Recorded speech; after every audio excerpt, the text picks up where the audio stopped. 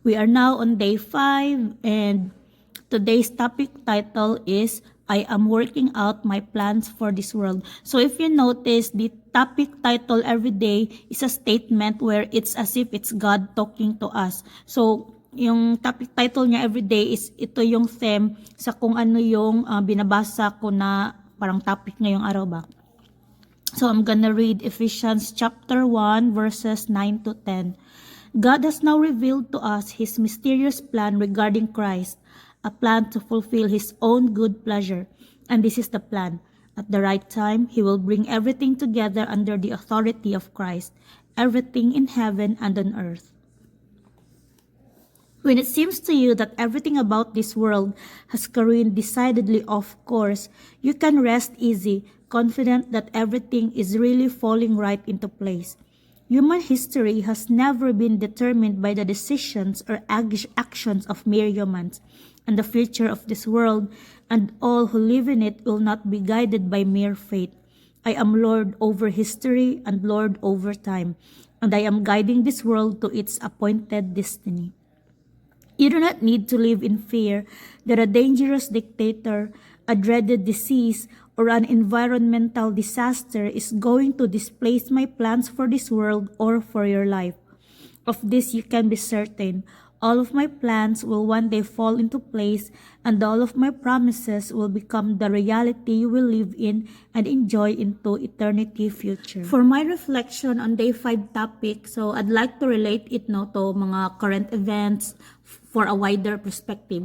So right now kasi we are living at a time na napakagulo na ng mundo.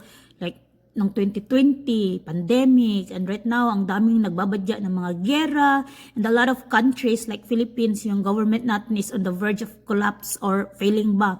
And hindi naman ito unique like Pilipinas lang, no, like a lot of countries talaga. And well, masasabi lang natin isa din yung Pilipinas na grabe lang yung corruption din ba, kumbaga. And then, at sunod-sunod din noon yung mga kalamidad, bagyo, lindol, mga ganyan. So it's like we are close to a breaking point as a society. Kasi tayo nga mismo mga tao, we are also in the verge of moral collapse din. Like, ramdam nyo, ang dami na ng salbahe sa mundo. It's like, habang pa-high-tech yung mundo, as our technology improves, ba-high-tech na tayo, pero at the same time, we are also destroying our natural resources. Habang we humans try to improve our technology, parang naging kabayaran naman ang pagkasira ng ating kalikasan. Kaya, kumbaga saan tayo lulugar? Whatever we do, it seems like we are just destroying more, hindi lang kalikasan natin, but as well our moral compass. Kasi, obvious naman, di ba, yung moral values, mga ethics ng mga tao, talagang nag-decline siya in modern society. So, parang ma-relate ko siya sa, yung ang gulo. Ang gulo ng mundo. Gaya ng kagulo ng ideya ko. But anyways, in today's title kasi, I am working out my plans for this world. So, sabi ni Tadibay dito is, all of my plans will one day fall into place and all of my promises will become the reality you will live in and enjoy into eternity future. So, lahat ng kung ano may mga nangyayari dito ngayon, everything that we have, that we are enjoying, or whatever suffering we're going through, everything is just temporary. And His promise is that everything will fall into place. So, lahat yan is nakaplano. So, I've mentioned early on my previous video, di ba, na I've watched the David movie. So, somehow ma-relate ko siya sa nangyari kay Saul. Si Saul si King Saul, he's chosen by God na maging hari.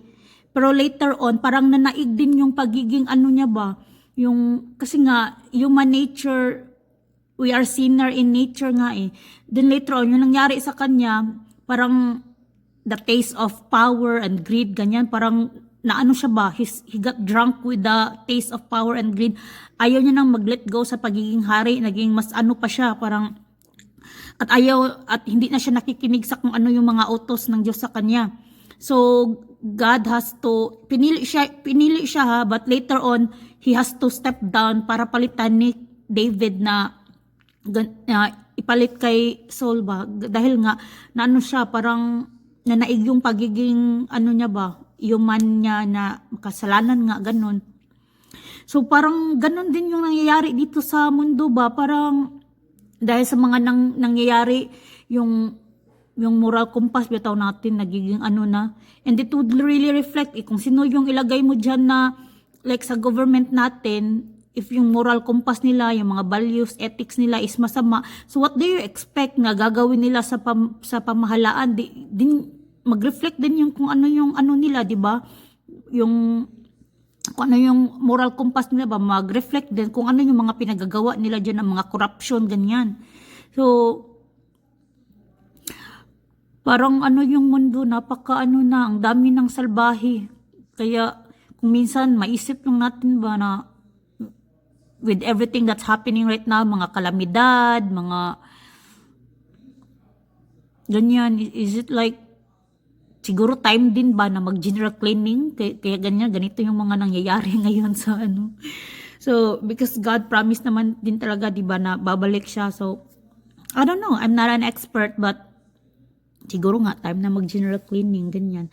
So, and when things are beyond our control, wala tayong magagawa eh.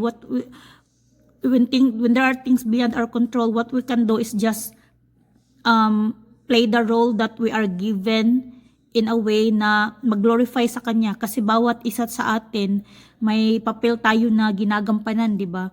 So what we can only do is, yan yung pwede nating makontrol as an individual, paano natin gampanan yung role na binigay niya sa atin in a way na will glorify Him.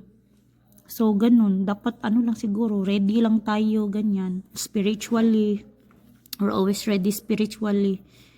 Dahil, yan yung sabi niya, di ba? He's working out His plans for this world.